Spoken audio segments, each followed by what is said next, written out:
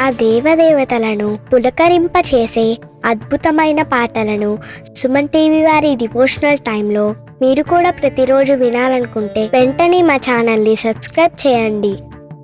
మంచి ఉదయంతో రోజంతా సంతోషంగా ప్రశాంతంగా ఉండండి.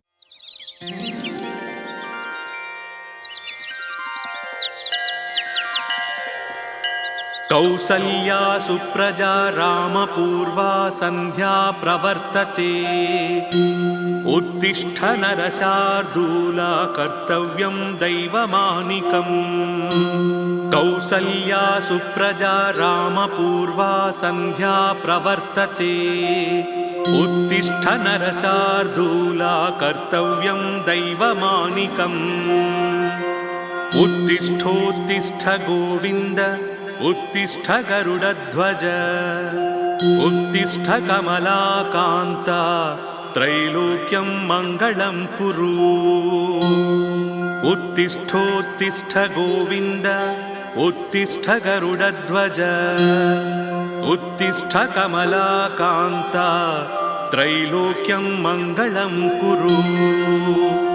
मातः समस्त जगतां मधुकैटभारे वक्षो विहारिणि मनोहर दिव्यमूर्तेः। श्रीस्वामिनि श्रितजनप्रियदानशीले श्रीवेङ्कटेश दयिते तव सुप्रभातम्। तव सुप्रभातमरविन्दलोचने भवतु प्रसन्नमुखचन्द्रमण्डले। विधिशङ्करेन्द्रवनिताभिरचिते वृषशैलनाथदयिते दयानिधे। अत्र्यादिसप्तऋषयः समुपास्य सन्ध्याम् आकाशसिन्धुकमलानि मनोहराणि आदाय पादयुगमर्चयितुं प्रसन्नाः। शेषाद्रिशेखर विभो तव सुप्रभातम्। पञ्चाननाब्ज भव षण्मुखवासवाद्याः त्रैविक्रमादिचरितं विबुधास्तुवन्ति। भाषापतिः पठति वासरशुद्धिमारात् शेषाद्रिशेखर विभो तव सुप्रभातम्। ईषत्प्रफुल्लसरसीरुहनारिकेळ पूगद्रुमादिषु मनोहरपालिकानाम् आवाति मन्दमनिलक्सह दिव्यगन्धैः शेषाद्रिशेखर विभो तव सुप्रभातम्। उन्मील्य नेत्रयुगमुत्तमपञ्जरस्थाः पात्रावसिष्ठकदळीफलपायसानि भुक्त्या सलीलमधकेलिशुखाः पठन्ति शेषाद्रिशेखर विभो तव सुप्रभातम्। तन्त्री प्रकर्ष मधुरस्वनया विपञ्च गायत्यनन्तचरितं तव नारदोऽपि भाषा समग्रमसकृत्करचारुरम्यं शेषाद्रिशेखर विभो तव सुप्रभातम्।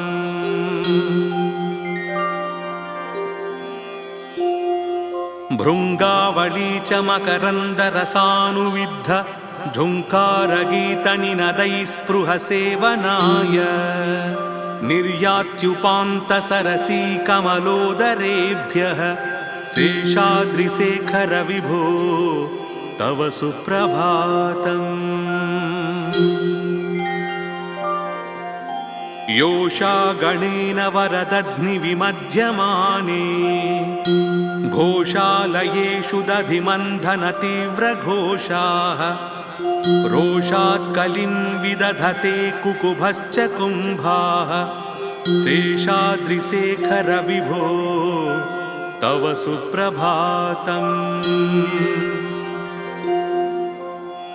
पद्मेशमित्रशतपत्रगताळिवर्गाः हर्तुं श्रियं कुवलयस्य निजाङ्गलक्ष्म्या भेरीनिनादमिव बिभ्रति तीव्रनादं शेषाद्रिशेखर विभो तव सुप्रभातम्।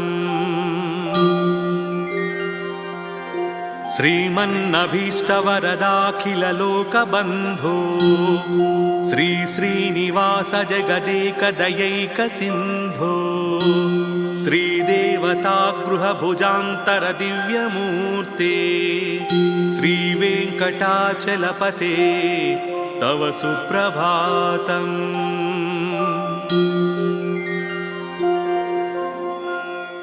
श्रीस्वामी पुष्करिणिकाप्लवनिर्मलाङ्गाः श्रेयोर्धिनो हरिविरिञ्चि सनन्दनाद्याः द्वारे वसन्ति वरवेत्रहतोत्तमाङ्गाः श्रीवेङ्कटाचलपते तव सुप्रभातम्। श्रीशेषशैलगरुडाचलवेङ्कटाद्रिनारायणाद्रि वृषभाद्रिवृषाद्रिमुख्याम् आख्यां त्वदीयवसतेरनिशं वदन्ति श्रीवेङ्कटाचलपते तव सुप्रभातम्।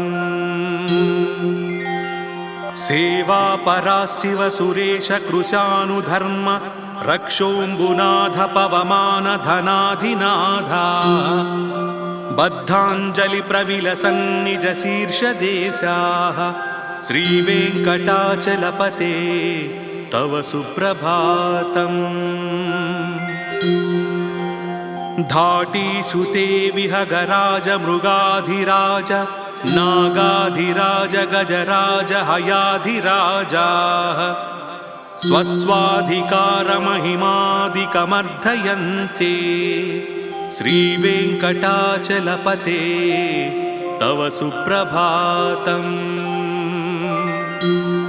सूर्येन्दुभौमबुधवाक्पतिकाव्यसौरि स्वर्भानुकेतुदिविषत्परिषत्प्रधानाः त्वद्दासदासचरमावधिदासदासाः श्रीवेङ्कटाचलपते तव सुप्रभातम्।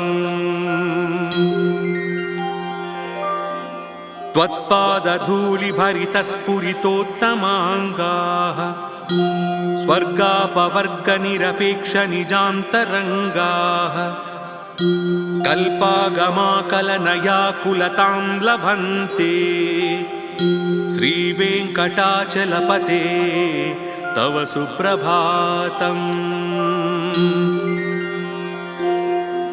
त्वद्गोपुराग्रशिखराणि निरीक्षमाणाः स्वर्गापवर्गपदवीं परमां श्रयन्तः मर्त्या मनुष्यभुवने मतिमाश्रयन्ते श्रीवेङ्कटाचलपते तव सुप्रभातम्। श्रीभूमिनायकदयादिगुणामृताब्धे देवादिदेव जगदेकशरण्यमूर्ते श्रीमन्ननन्तगरुडाधिभिरर्चिताङ्घ्रे श्रीवेङ्कटाचलपते तव सुप्रभातम्। श्रीपद्मनाभपुरुषोत्तमवासुदेव वैकुण्ठमाधव जनार्दन चक्रपाणे श्रीवत्सचिह्नशरणागतपारिजात श्रीवेङ्कटाचलपते तव सुप्रभातम्।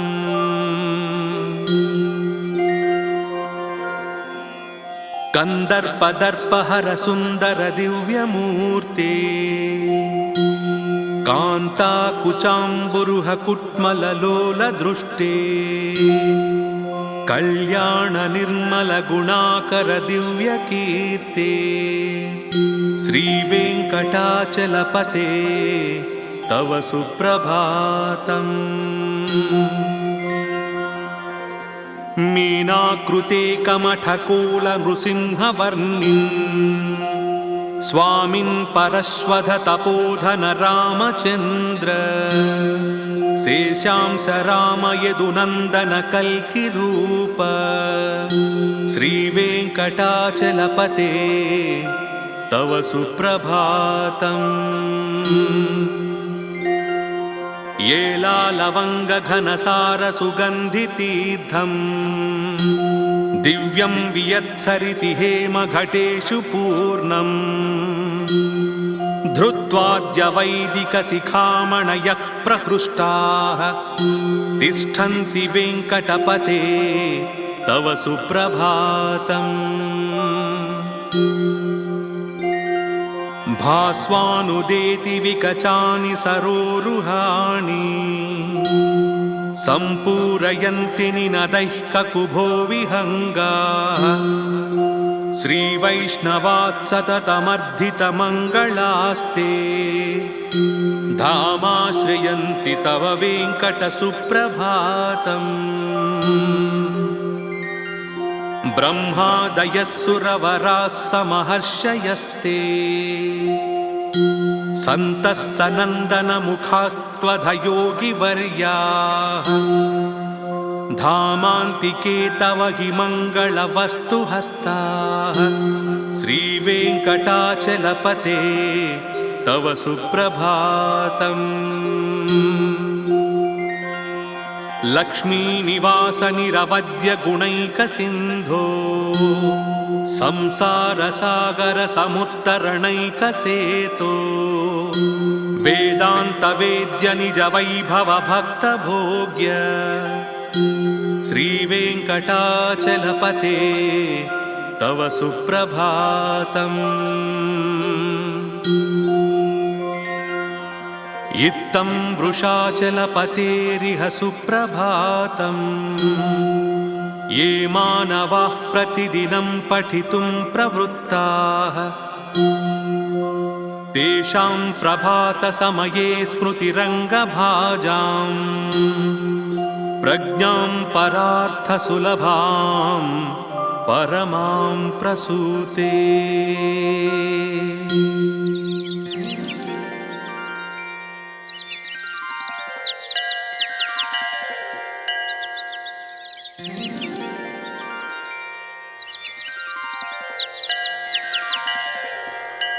कौसल्या सुप्रजा रामपूर्वा सन्ध्या प्रवर्तते उत्तिष्ठ नरशार्दूला कर्तव्यं दैवमानिकम्। कौसल्या सुप्रजा रामपूर्वा सन्ध्या प्रवर्तते उत्तिष्ठ नरशार्दूला कर्तव्यं दैवमानिकम्। उत्तिष्ठोत्तिष्ठ गोविन्द उत्तिष्ठ गरुडध्वज उत्तिष्ठ कमलाकान्ता त्रैलोक्यं मङ्गलं कुरु। उत्तिष्ठोत्तिष्ठ गोविन्द उत्तिष्ठ गरुडध्वज उत्तिष्ठ कमलाकान्ता त्रैलोक्यं मङ्गलं कुरु। मातः समस्तजगतां मधुकैटभारे वक्षो विहारिणि मनोहर दिव्यमूर्तेः श्रीस्वामिनि श्रितजनप्रियदानशीले श्रीवेङ्कटेश दयिते तव सुप्रभातम्। तव सुप्रभातमरविन्दलोचने भवतु प्रसन्नमुखचन्द्रमण्डले विधिशङ्करेन्द्रवनिताभिरचिते वृषशैलनाथदयिते दयानिधे। अत्र्यादिसप्तऋषयः समुपास्य सन्ध्याम् आकाशसिन्धुकमलानि मनोहराणि आदाय पादयुगमर्चयितुं प्रसन्नाः शेषाद्रिशेखर विभो तव सुप्रभातम्। पञ्चाननाब्जभवषण्मुखवासवाद्याः त्रैविक्रमादिचरितं विबुधास्तुवन्ति भाषापतिः पठति वासरशुद्धिमारात्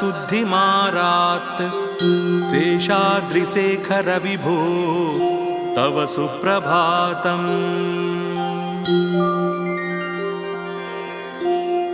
ईषत्प्रफुल्लसरसीरुहनारिकेळ पूगद्रुमादिसुमनोहरपालिकानाम् आवाति मन्दमनिलक्सह दिव्यगन्धैः शेषाद्रिशेखर विभो तव सुप्रभातम्। उन्मील्य नेत्रयुगमुत्तमपञ्जरस्थाः पात्रावसिष्ठकदळीफलपायसानि भुक्त्या सलीलमधकेलिसुखाः पठन्ति शेषाद्रिशेखर विभो तव सुप्रभातम्। तन्त्री प्रकर्ष मधुरस्वनया विपञ्च गायत्यनन्तचरितं तव नारदोऽपि भाषा समग्रमसकृत्करचारुरम्यं शेषाद्रिशेखर विभो तव सुप्रभातम्।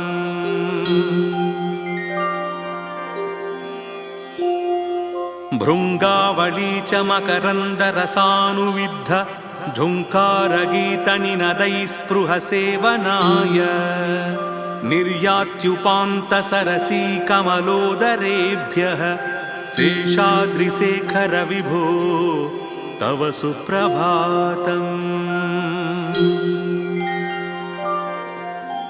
योषा गणेन वरदध्निविमध्यमाने घोषालयेषु दधिमन्थनतीव्रघोषाः रोषात् कलिं विदधते कुकुभश्च कुम्भाः शेषाद्रिशेखर विभो तव सुप्रभातम्।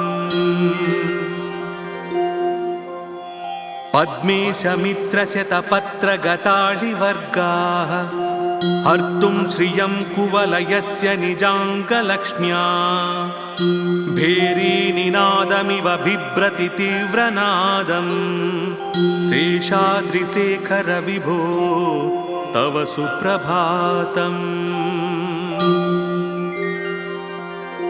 श्रीमन्नभीष्टवरदाखिललोकबन्धो श्री श्रीनिवास जगदेकदयैकसिन्धो श्रीदेवतागृहभुजान्तरदिव्यमूर्ते श्रीवेङ्कटाचलपते तव सुप्रभातम्।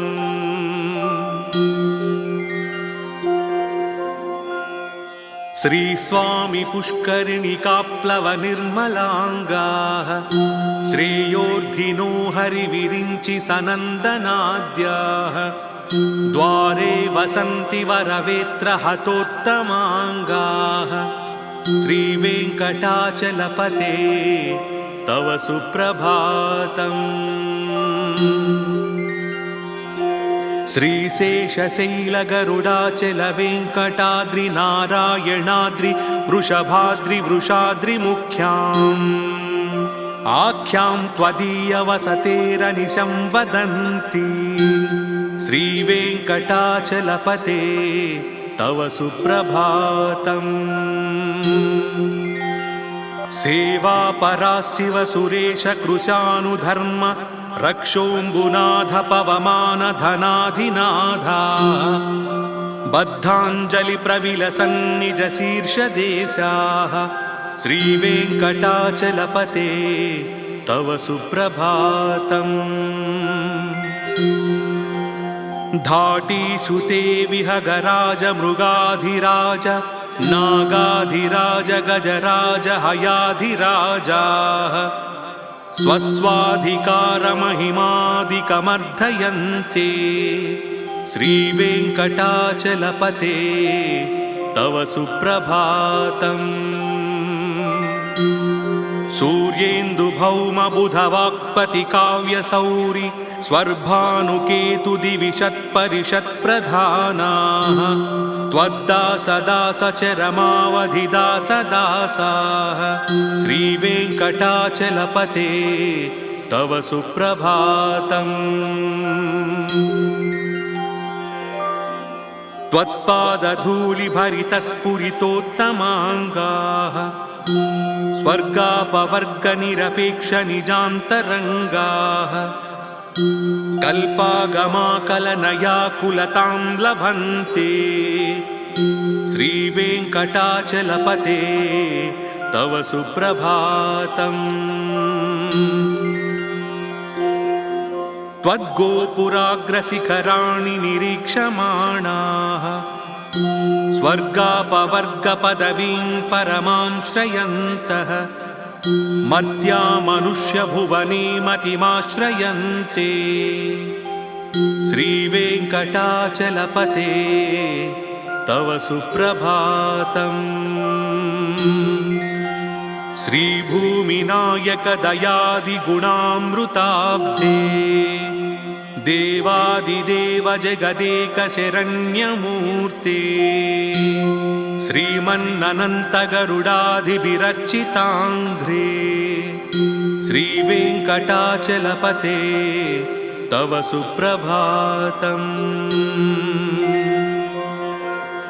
श्रीपद्मनाभपुरुषोत्तमवासुदेव वैकुण्ठमाधव जनार्दन चक्रपाणे श्रीवत्सचिह्नशरणागत पारिजात श्रीवेङ्कटाचलपते तव सुप्रभातम्।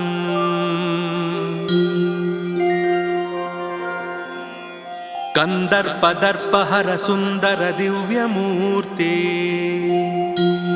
कान्ताकुचाम्बुरुह कुट्मललोलदृष्टे कल्याण निर्मल गुणाकर दिव्यकीर्ते श्रीवेङ्कटाचलपते तव सुप्रभातम्। मीनाकृते कमठकोल नृसिंहवर्णिन् स्वामिन् परश्वध तपोधन रामचन्द्र शेषांस राम यदुनन्दन कल्किरूप श्रीवेङ्कटाचलपते तव सुप्रभातम्। येलालवङ्गघनसार सुगन्धितीर्थम् दिव्यं वियत्सरिति हेमघटेषु पूर्णम् धृत्वाद्यवैदिकशिखामणयः प्रहृष्टाः तिष्ठन्ति वेङ्कटपते तव सुप्रभातम्। भास्वानुदेति विकचानि सरोरुहाणि सम्पूरयन्ति निनदैः ककुभो विहङ्गाः श्रीवैष्णवात् सततमर्धितमङ्गलास्ते धामाश्रयन्ति तव वेङ्कटसुप्रभातम्। ब्रह्मादयः सुरवराः समहर्षयस्ते सन्तः सनन्दनमुखास्त्वधयोगिवर्याः धामान्तिके तव हि मङ्गलवस्तुहस्ताः श्रीवेङ्कटाचलपते तव सुप्रभातम्। लक्ष्मीनिवास निरवद्य गुणैकसिन्धो संसारसागर समुत्तरणैकसेतो वेदान्तवेद्य निज वैभव भक्तभोग्य श्रीवेङ्कटाचलपते तव सुप्रभातम्। इत्थं वृषाचलपतेरिह सुप्रभातम्। ये मानवाः प्रतिदिनं पठितुं प्रवृत्ताः तेषां प्रभातसमये स्मृतिरङ्गभाजाम् प्रज्ञां परार्थसुलभां परमां प्रसूते।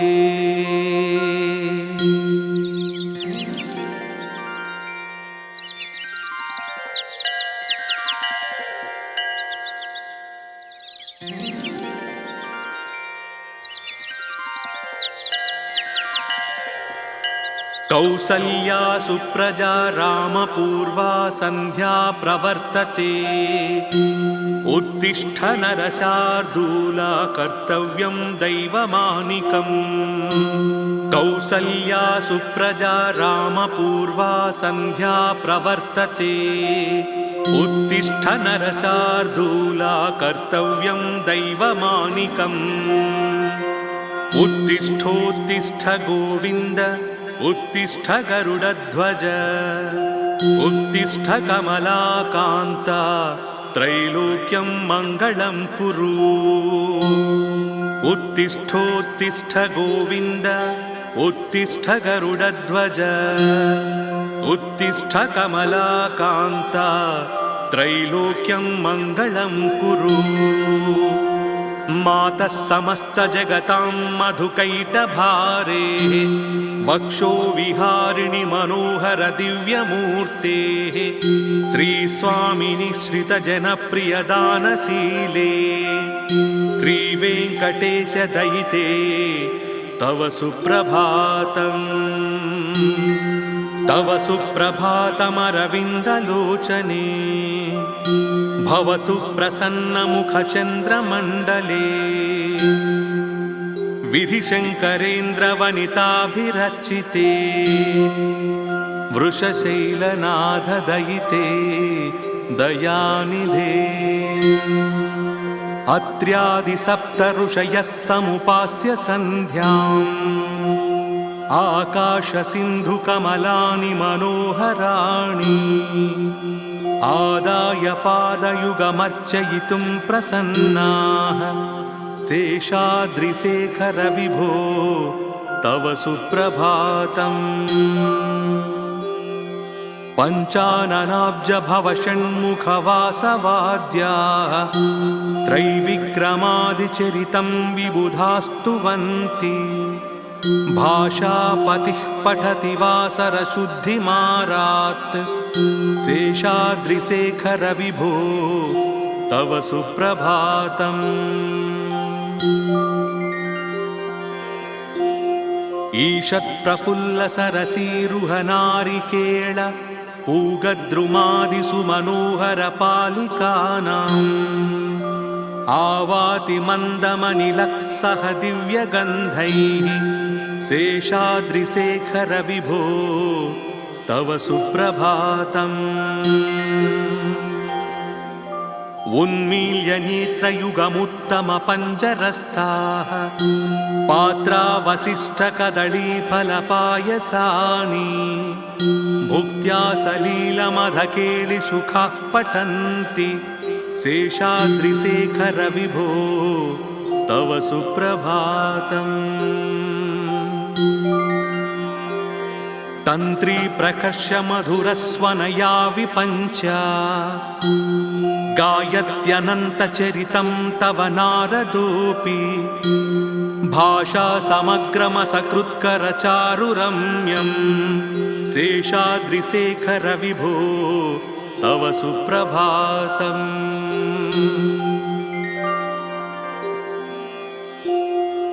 भृङ्गावळी च मकरन्दरसानुविद्ध झुङ्कारगीतनिनदैः स्पृहसेवनाय। निर्यात्युपान्तसरसी कमलोदरेभ्यः। शेषाद्रिशेखर विभो तव सुप्रभातम्। योषा गणेन वरदध्निविमध्यमाने। घोषालयेषु दधिमन्थनतीव्रघोषाः। रोषात् कलिं विदधते कुकुभश्च कुम्भाः। शेषाद्रिशेखर विभो तव सुप्रभातम्। पद्मेशमित्रशतपत्रगताळिवर्गाः हर्तुं श्रियं कुवलयस्य निजाङ्गलक्ष्म्या भेरीनिनादमिव बिभ्रति तीव्रनादम् शेषाद्रिशेखर विभो तव सुप्रभातम्। श्रीमन्नभीष्टवरदाखिललोकबन्धो श्री श्रीनिवास जगदेकदयैकसिन्धो श्रीदेवतागृहभुजान्तर दिव्यमूर्ते श्रीवेङ्कटाचलपते तव सुप्रभातम्।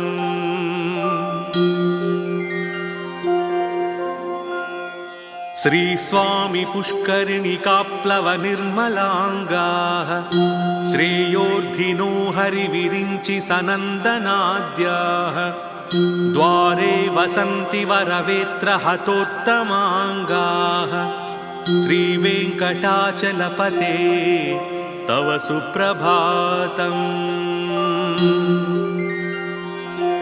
श्रीशेषशैलगरुडाचलवेङ्कटाद्रिनारायणाद्रि वृषभाद्रि वृषाद्रिमुख्याम् आख्यां त्वदीयवसतेरनिशं वदन्ति श्रीवेङ्कटाचलपते तव सुप्रभातम्। सेवापरा शिव सुरेश कृशानुधर्म रक्षोऽम्बुनाथ पवमान धनाधिनाधा बद्धाञ्जलि प्रविलसन्निज शीर्षदेशाः श्रीवेङ्कटाचलपते तव सुप्रभातम्।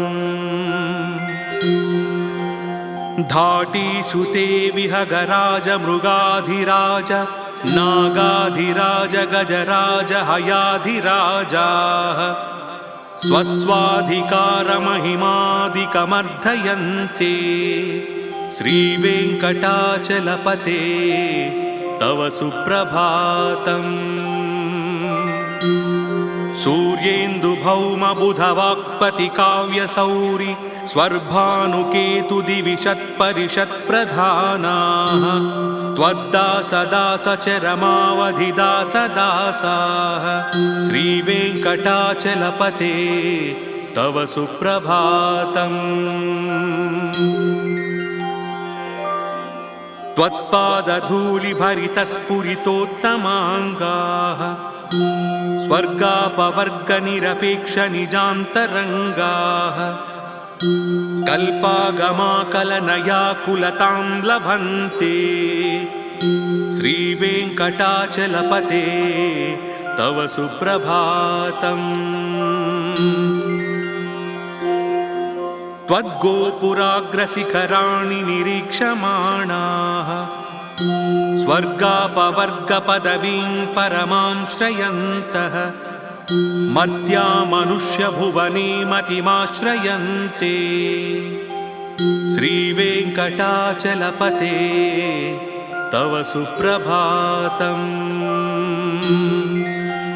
श्रीभूमिनायकदयादिगुणामृताब्धे देवादिदेव जगदेकशरण्यमूर्ते श्रीमन्ननन्तगरुडाधिभिरर्चिताङ्घ्रे श्रीवेङ्कटाचलपते तव सुप्रभातम्। श्रीपद्मनाभपुरुषोत्तमवासुदेव वैकुण्ठमाधव जनार्दन चक्रपाणे श्रीवत्सचिह्नशरणागत पारिजात श्रीवेङ्कटाचलपते तव सुप्रभातम्।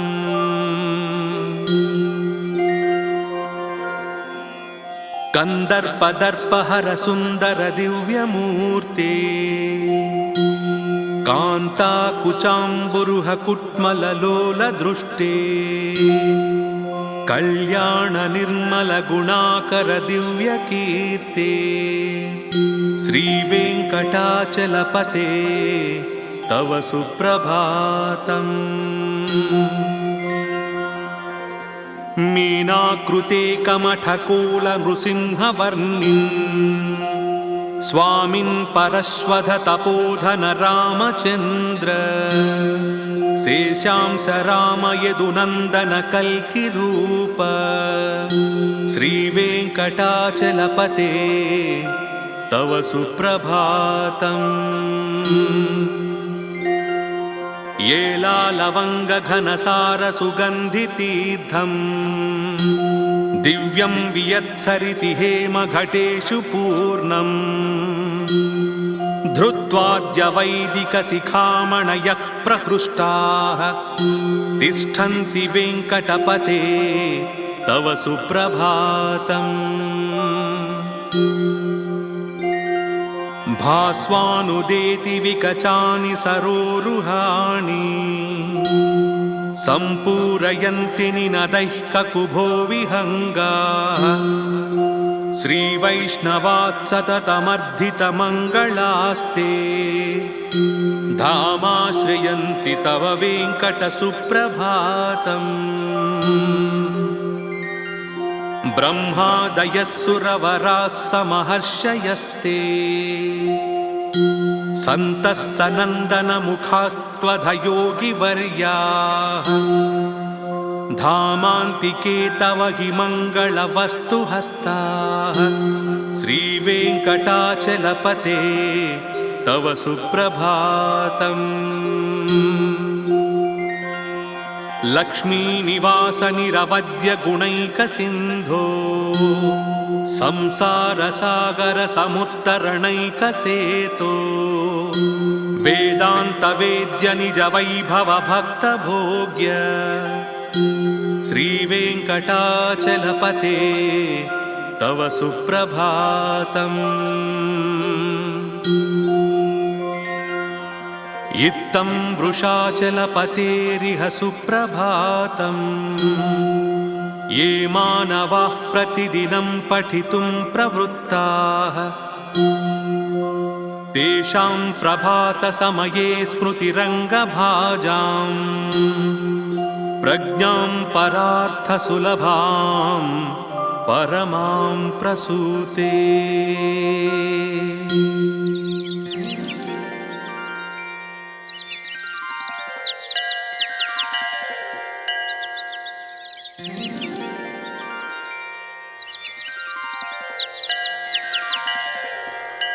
कौसल्या सुप्रजा रामपूर्वा सन्ध्या प्रवर्तते उत्तिष्ठ नरशार्दूला कर्तव्यं दैवमानिकम्।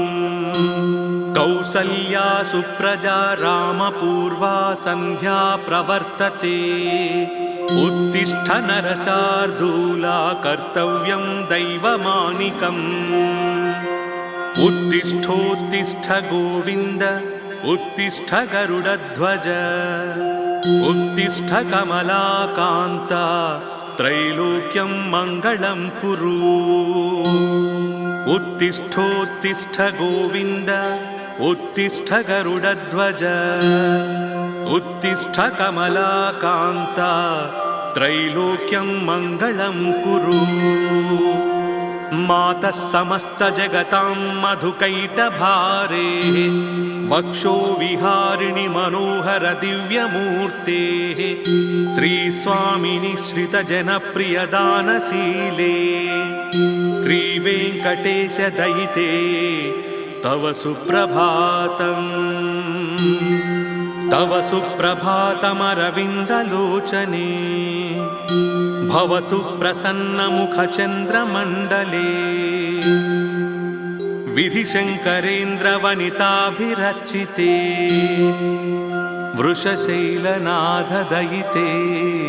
दयानिधे। अत्र्यादिसप्तऋषयः समुपास्य सन्ध्याम् आकाशसिन्धुकमलानि मनोहराणि आदाय पादयुगमर्चयितुं प्रसन्नाः शेषाद्रिशेखर विभो तव सुप्रभातम्। पञ्चाननाब्जभवषण्मुखवासवाद्याः त्रैविक्रमादिचरितं विबुधास्तुवन्ति भाषापतिः पठति वासरशुद्धिमारात् शेषाद्रिशेखर विभो तव सुप्रभातम्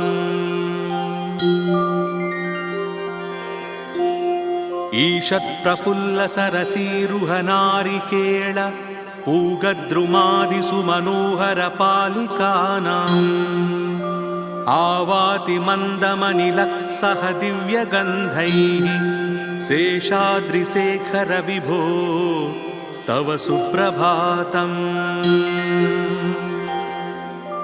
उन्मील्य नेत्रयुगमुत्तमपञ्जरस्थाः पात्रावसिष्ठकदळीफलपायसानि भुक्त्या सलीलमधकेलिसुखाः पठन्ति शेषाद्रिशेखर विभो तव सुप्रभातम् तन्त्री प्रकर्ष मधुरस्वनया विपञ्च गायत्यनन्तचरितं तव नारदोऽपि भाषा समग्रमसकृत्करचारुरम्यं शेषाद्रिशेखर विभो तव सुप्रभातम्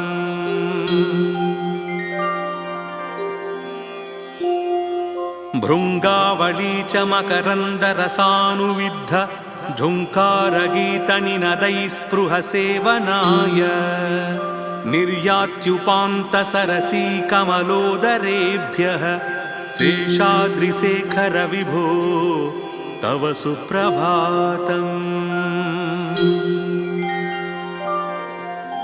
योषा गणेन वरदध्निविमध्यमाने घोषालयेषु दधिमन्थनतीव्रघोषाः रोषात् कलिं विदधते कुकुभश्च कुम्भाः शेषाद्रिशेखर विभो तव सुप्रभातम्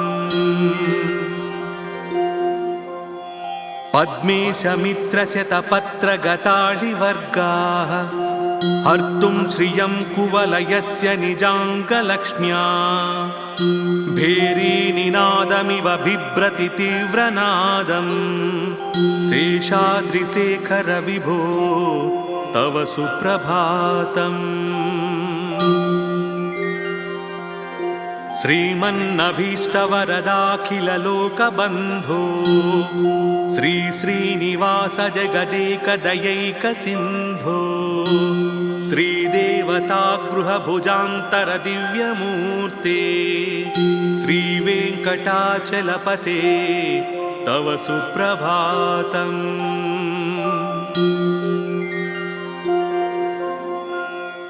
श्रीस्वामी पुष्करिणिकाप्लवनिर्मलाङ्गाः श्रेयोर्धिनो हरिविरिञ्चि सनन्दनाद्याः द्वारे वसन्ति वरवेत्रहतोत्तमाङ्गाः श्रीवेङ्कटाचलपते तव सुप्रभातम्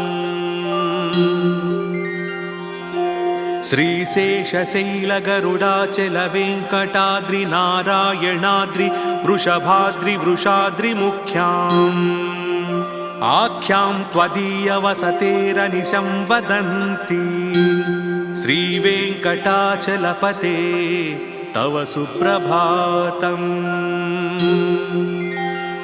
सेवापरा शिव सुरेश कृशानुधर्म रक्षोऽम्बुनाथ पवमान धनाधिनाथा बद्धाञ्जलिप्रविलसन्निज शीर्षदेशाः श्रीवेङ्कटाचलपते तव सुप्रभातम् धाटीषु ते विहगराज मृगाधिराज नागाधिराज गजराज हयाधिराजाः स्वस्वाधिकारमहिमादिकमर्धयन्ते श्रीवेङ्कटाचलपते तव सुप्रभातम् सूर्येन्दुभौमबुधवाक्पतिकाव्यसौरि स्वर्भानुकेतुदिविषत्परिषत्प्रधानाः त्वद्दासदासचरमावधिदासदासाः श्रीवेङ्कटाचलपते तव सुप्रभातम्। त्वत्पादधूलिभरितस्फुरितोत्तमाङ्गाः स्वर्गापवर्गनिरपेक्षनिजान्तरङ्गाः कल्पागमाकलनयाकुलतां लभन्ते श्रीवेङ्कटाचलपते तव सुप्रभातम्।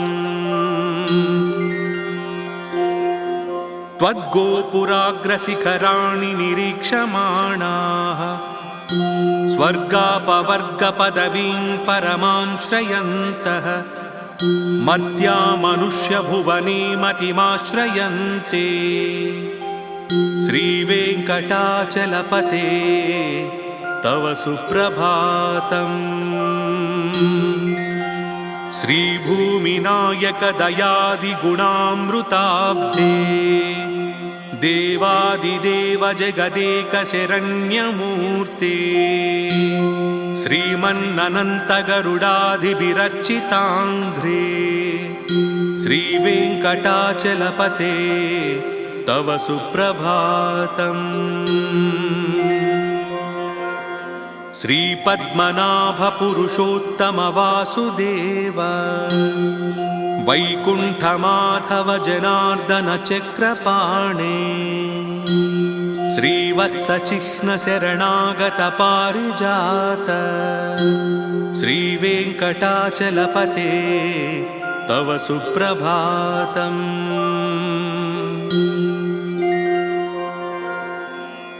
कन्दर्पदर्पहर सुन्दर दिव्यमूर्ते कान्ताकुचाम्बुरुह कुट्मललोलदृष्टे कल्याण निर्मल गुणाकर दिव्यकीर्ते श्रीवेङ्कटाचलपते तव सुप्रभातम्। मीनाकृते कमठकोलनृसिंहवर्णिन् स्वामिन् परश्वध तपोधन रामचन्द्र शेषांश राम यदुनन्दन कल्किरूप श्रीवेङ्कटाचलपते तव सुप्रभातम्। येलालवङ्गघनसारसुगन्धितीर्थम् दिव्यं वियत्सरिति हेमघटेषु पूर्णम् धृत्वाद्यवैदिकशिखामणयः प्रहृष्टाः तिष्ठन्ति वेङ्कटपते तव सुप्रभातम्। भास्वानुदेति विकचानि सरोरुहाणि सम्पूरयन्ति निनदैः ककुभो विहङ्गाः श्रीवैष्णवात् सततमर्धितमङ्गलास्ते धामाश्रयन्ति तव वेङ्कटसुप्रभातम्। ब्रह्मादयः सुरवराः समहर्षयस्ते सन्तः सनन्दनमुखास्त्वधयोगिवर्याः धामान्तिके तव हि मङ्गलवस्तुहस्ताः श्रीवेङ्कटाचलपते तव सुप्रभातम्। लक्ष्मीनिवास निरवध्य गुणैकसिन्धो संसारसागर समुत्तरणैकसेतो वेदान्तवेद्य निज वैभव भक्तभोग्य श्रीवेङ्कटाचलपते तव सुप्रभातम्। इत्थं वृषाचलपतेरिह सुप्रभातम्। ये मानवाः प्रतिदिनं पठितुं प्रवृत्ताः तेषां प्रभातसमये स्मृतिरङ्गभाजाम् प्रज्ञां परार्थसुलभां परमां प्रसूते।